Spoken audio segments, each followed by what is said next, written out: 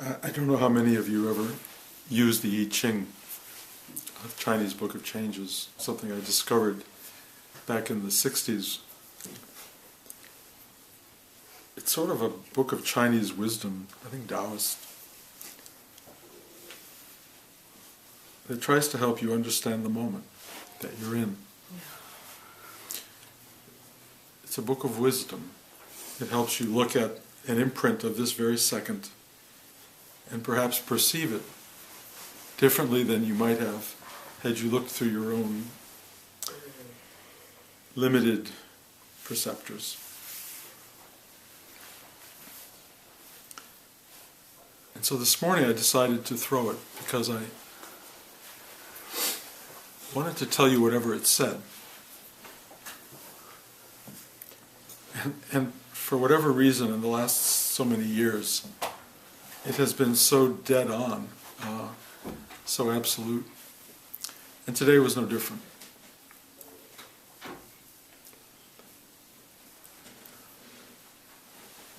Basically, it was the hexagram of mountain over earth, which means ignorance rules. And what do you do when ignorance is everywhere? Pretty precise, I thought. And it said, among other things, be patient. Because there's not a lot you can do. Be patient.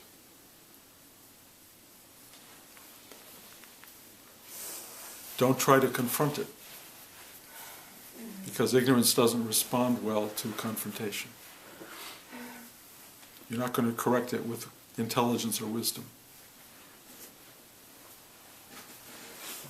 It also said, develop a sense of humor, which I think is probably a good thing to do.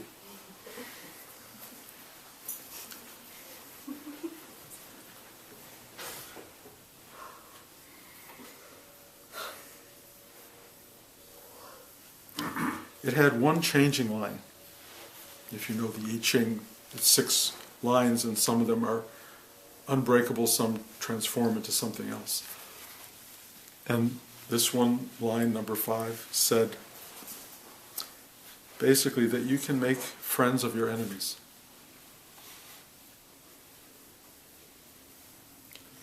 And it said there were gifts that come out of times like this.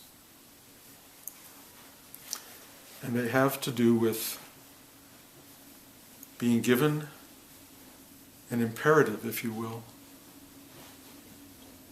and an opportunity to look at life more clearly, to see it more deeply, to see the things you would not have seen, that would have been obscured to you in the blindness of our normal daily routine. So I thought I would share it with you because these just seem like appropriate words, appropriate ideas. I also wanted to talk today about something very simply called truth. The last few weeks I've been hitting some major themes. A couple of weeks ago was reality. And truth is a good one. And hard to come to for most of us. Because there is our truth, and then there is the truth. And very few people ever see past their own truth. And in most cases, we're not meant to. How do you see past your understanding and vision of the world? It's so built in, it's so locked into the framework of your vision that you look out through your particular sort of lenses and you see it as it comes to you, and it's processed by the person you've become over the course of however many years or decades. And it's very hard to deny what you see as the truth. But those of you who wear glasses know that every so often your glasses and your prescription are no longer right. You're no longer seeing the world clearly, you're seeing it more obscured. But you don't know you are until the optometrist says, "Poof, your eyes have changed. Time to look more deeply. Time to get clearer." And then they give you these lenses to keep adjusting until you go, now I see. And so every so often you get to look at life and realize that you've been seeing it through either dirty or obscured or improperly focused lenses. And in a way, we're all being given an opportunity to look differently at the world.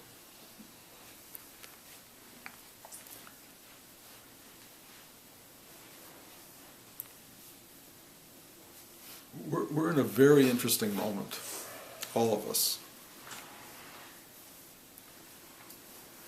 Let me give you the non-dualist's version of it. The non-dualist, deep spiritual version of the world is, it has always been thus. It is what it is. Accept it as it is. Part of the vision of people who've meditated forever, people who have awakened, is that if you go deep enough, the world is a dream and an illusion of very little consequence. And many people seek meditation as a way of entering into a space where what's happening out here on the surface of the planet or the surface of the mind doesn't really matter so much. Because you can find a place of profound repose and comfort and security deep within yourself. And you don't have to really engage the outer very much, because you can see it as a dreamlike configuration. And there's real truth to that. But I don't think most of you are seeing it through that lens.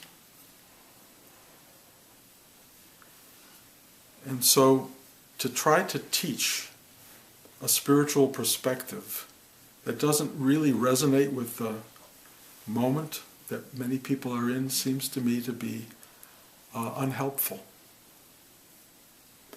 And so I would say, for this moment, the words "accept it as it is" not completely satisfying. Because we're being asked to accept stuff from a outer perspective that is not, to many of us, palatable, or pleasing. Of course, we're aware that there's a whole half of our society and our culture that is just fine with things as they are. And many of you, or some of you in this room, may be part of that. I honestly haven't sat down with you and had political conversations. I don't have them pretty much with anybody. But for those of you who have been in some ways disenfranchised or are feeling that the world has become other than what you would like it to be, what do? What's the prognosis and what is the antidote? And it's a really good question for people who are struggling. So if this speaks to you, great. If this doesn't speak to you, turn it off, because you don't need to hear it. I have been incredibly sensitive to and aware of the cultural, even planetary dynamic that's occurring right now, because it's shifting. And because it appears to be, as I said with the I Ching, ignorance is prevalent. I think last week I talked about darkness as prevalent. And they're partly the same thing. Ignorance is the opposite of wisdom. Wisdom is the large view. the cosmic view, the planetary view, the universal view. It's big, it's encompassing, it is allowing, it is compassionate, it is vast. Ignorance is very self-serving, very ego-minded, very me, mine. Ignorance does not particularly look to the future in any particular way other than a way of accumulating and having more for oneself. It doesn't gain lessons from the past very much. The past is just something that discomforts or torments or maybe pleasures in some way, but it's about reaching for more me, mine stuff, which is really the way most people live. In some subtle way, even those with a kind of wisdom always keep looking for perpetual comfort, ease, sustainability, pleasure of the love of others, all of these qualities that I call in many talks familiar, the sustainability of the familiar. And there's something wise, I guess, in seeing that life does not stay familiar. But most of us have this hunger for the known and a fear of the unknown. We want things to be knowable. And we find it very hard to imagine living with the unknown as a constant. Ignorance fights that idea of living with the unknown. Ignorance actually wants to create a known. Ignorance wants to go back to the books and say, well, if it was this way, and this way, it should become that and that. Wisdom is knowing it doesn't quite work like that. It just is what it is. Life is not as linear as it appears to be. Wisdom is settling back and going, something bigger is operating here, something is arriving, something is taking place. And to be at odds with that, to be in battle mode, to be angry, to say, not my president, or whatever it is that one is doing, is to confront ignorance with ignorance in many ways. For those of you who are out there carrying signs, I'm not trying to be judgmental. I'm just trying to tell you that it's not necessarily totally effective. Not that it's wrong. But for your own sanity, for your own spiritual upliftment, if you will, one has to begin to bring wisdom into the equation, the big view, the larger view. And the larger view, in a way, is a view that you aren't even in. The larger view is a view of the universe somehow doing what it needs and wants to do, independent of the individuals within it. Not separate from, but just it has its own vast agenda which our minds will not and cannot conceive of. So, the journey into wisdom really is a journey into allowing what is to be as best as you can. Even when you think it's bad for the world, and bad for you, and bad for people you care about, there is a part of you that has to sit down inside yourself and go, I get it. And you make a certain kind of peace within yourself that goes, thy will be done. This does not mean that you don't observe the world, that you don't have critical mind in relationship to the world, even that you might wish it to be healthier and wiser and more compassionate and loving to the greater whole. That may not go away, it may in fact get magnified. But there's also within that a space that you go to that you can sit back and go, basically God's in his heaven, or her heaven, or its heaven. And all is well with the world. Now, look, if I were a rabbi in Berlin in 1938, talking to my congregation and trying to give this speech, which I've thought about, what does one say? What does one say to the congregation that is suddenly experiencing a kind of unacceptable upheaval? What do you say? It is a tough conversation. For those who still have a chance to get out, maybe it's to encourage get out. But in those days, you could actually go to safe havens. We're living in a really strange time. There is nowhere to go. Where can you go? Because what's happening ultimately is planetary. There's nowhere to go. I mean Canada, right? but there's no reality, really, to going somewhere. The reality is basically sitting still and being with what is. But back to Germany. What do you say to people when Kristallnacht happens and they're breaking the windows of your parishioners or people in your synagogue? What do you say to them? I don't have the speech. I just know that I walk around every day wondering what that speech should be. Because we are in a time that we've never been in. We as a culture have been so inoculated against so much of the upheaval of the world. Most of us came in after World War II. There have been wars away from us that have been, yes, terrible, and there's stuff going on in the world now that we are, because of television, deeply aware of. A lot of also awful insults to the human experience that are happening everywhere on the planet. And yet we have lived these really extraordinary lives.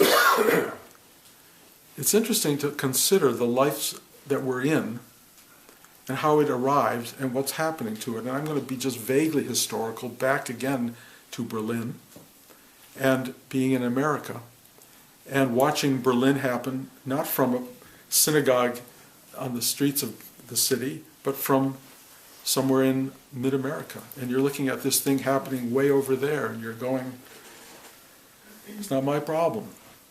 Not my problem. And then, suddenly it is your problem. Suddenly your country decides it needs to be helpful to the world. But let me explain something which is really interesting. Just before that upheaval, America was in the biggest depression that had ever been on the planet. The deepest, darkest depression ever.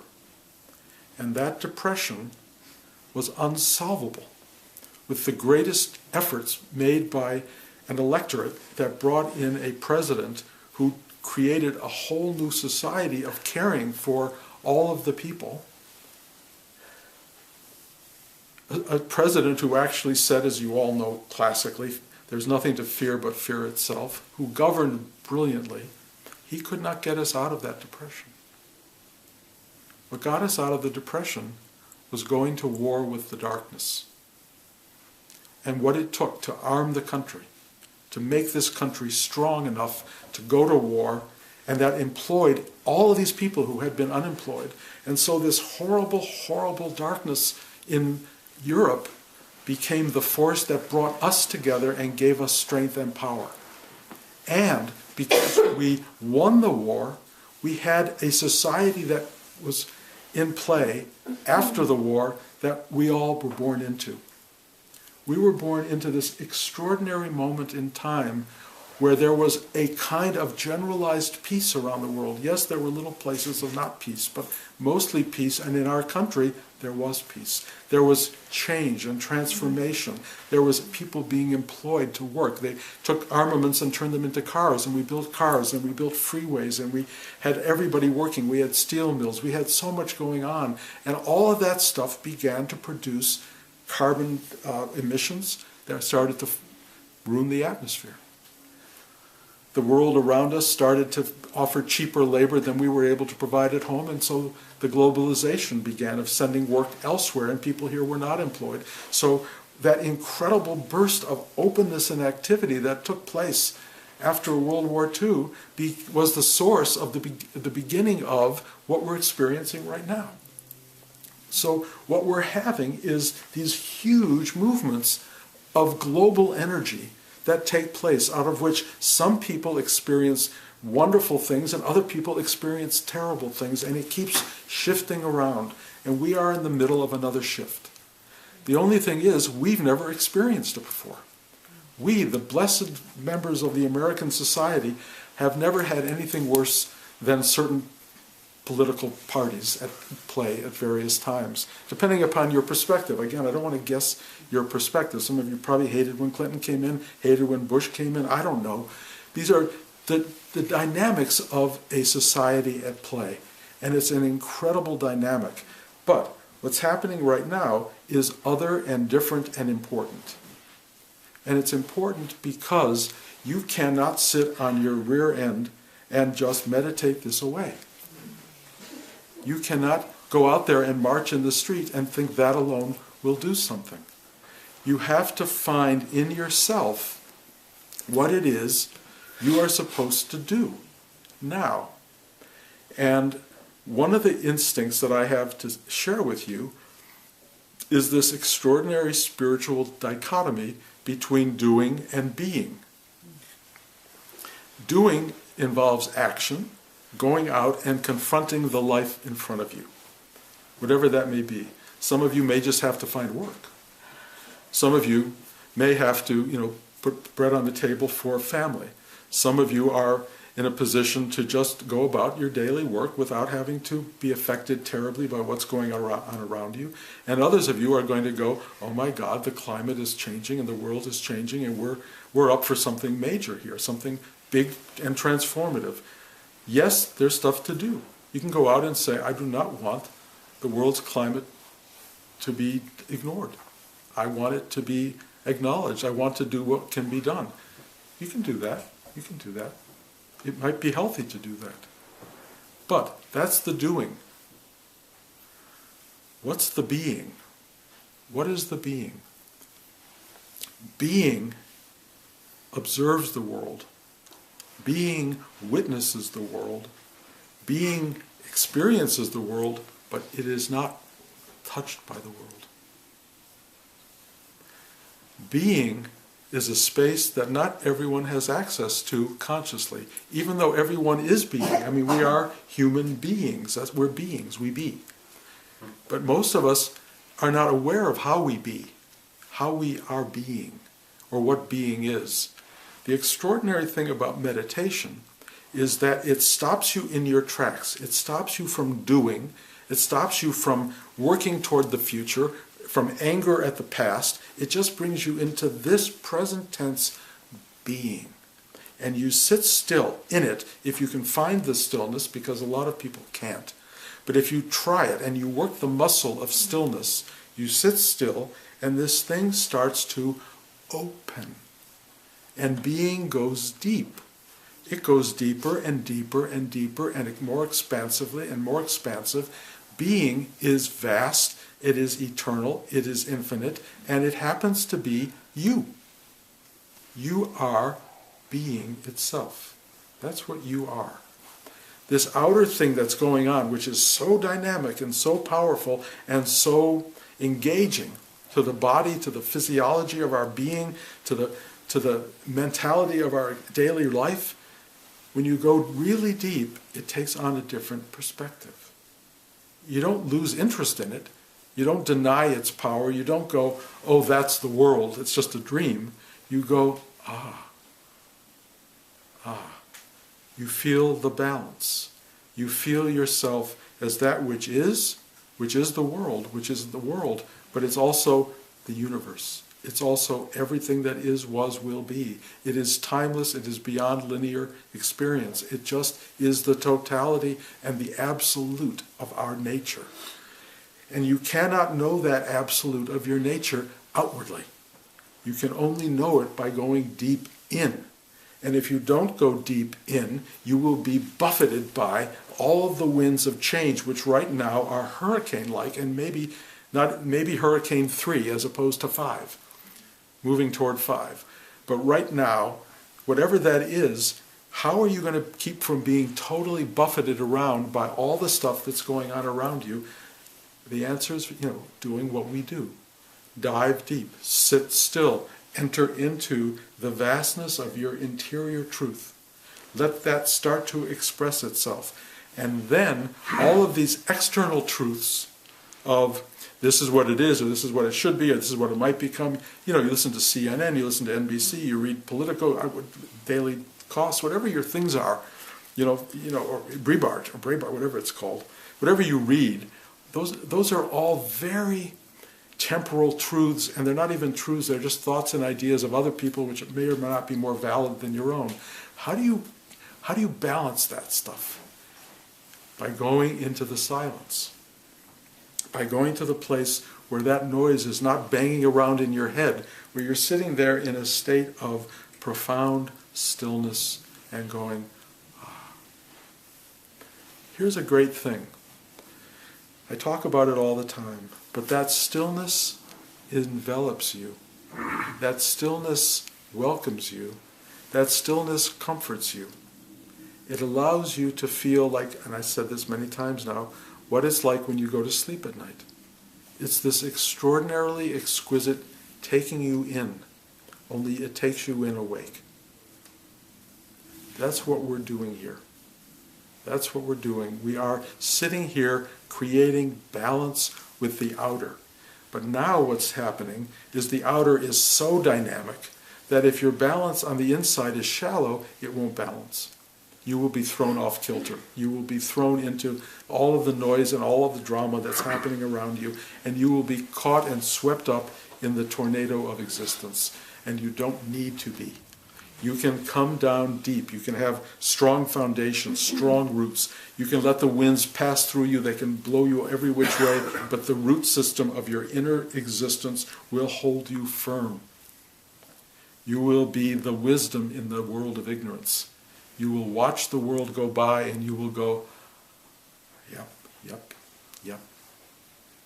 Not the first time, not the last time. You may go into a state, I know I do, of I kind of go into the why of it. I know it's stupid because there's no answer. But I really do ask, why evil, why good, why the battle, why duality, why the fight? And I have no resolution for it. There is no resolution for it. There is no answer for it. It's just the nature, the building blocks of consciousness, the building blocks of matter. And so you have to kind of accept these forces, and you go back inside and you just sit in the place that says, shh, it's okay, it's okay, it's okay. And in a way it will also say, you will be fine. Now let me say to you, you will be fine doesn't mean you won't be killed or be dead, or that you might not lose your life and everything you care about and everyone you care about. How does you'll be fine register with that level of loss, that level of horror, really? Well, it's the only thing you've got. It's all you've got. You will be fine. You may not be fine going through it, but there will be, if you really reach deep into this inner space, there will be a knowledge that you trust. You will feel one way or another, this thing that takes you in will take you in, and it will make everything right. Now, if this is just a story that we tell ourselves, and I don't believe it is, but if it is just a story that we tell ourselves, it's a good story. It will help you through. It will get you through dark times. If you find that you can dive deep into this space, you will know, I believe, it's my experience, that it is true. It is an ultimate truth. Now, there are temporal truths, and there is an ultimate truth. And temporal truths are easily blown away. the truth you thought that this was absolute and real, that life was good, that people you love will prevail, whatever, storybook ideas you have about truth. These are very, very comforting, but they don't sustain really because they can get washed away by events. This deeper truth is sustainable. It's sustaining. It's you. It's your real truth. It allows you to see and witness the totality of being and again go, thy will be done. It's very big. If there's such a thing as size, if there's such a thing as measurement, it is as big as it gets. So I would encourage you, those of you who've been meditating here for a long time and those of you who've been meditating for a shorter time, this is a path toward one's inner depth and one's inner truth. Any truth that's given to you from the outside, including me talking to you or anybody else you might read, is not going to hold up. The only thing that will hold up is the truth you discover in your own journey. The truth you come to, the hard-won truth that you come to. I've talked before about people I've met who've gone through horrible grief, loss of children and all these different things, as being among the most grounded and rooted human beings I've ever met. Because the only way they could survive the tragedies of their life was to find this space, this fundamental space within themselves. And the only way they got there, the only thing that would ever lead them to that space was tragic. Tragic external event. You can try to go there without tragedy, and sometimes it really does work. You can simply look at life and go, it is tragic. You can feel other people's tragedy, just turn on the news. And use that as the stimulus to go, there's something more, there's something deeper, there's something more profound going on here, and you can really begin that journey for yourself. But now we're all collectively caught up in something that feels tragic, I think. And so it behooves us to take this more seriously, to use your spiritual life now, one, for yourself, because it will allow you to find a solidity, a ground of being that you can operate from. You won't be afloat in a world of upheaval. You will find something that holds you firm. But then the second part of this, and I talked about it last week, and I think it's really important. Your solidity will give strength to others. Your light will lead the way for others. Your kindness and compassion will make it possible for others to get through the day. You become the voice of wisdom. You become that which leads people through their own darkness.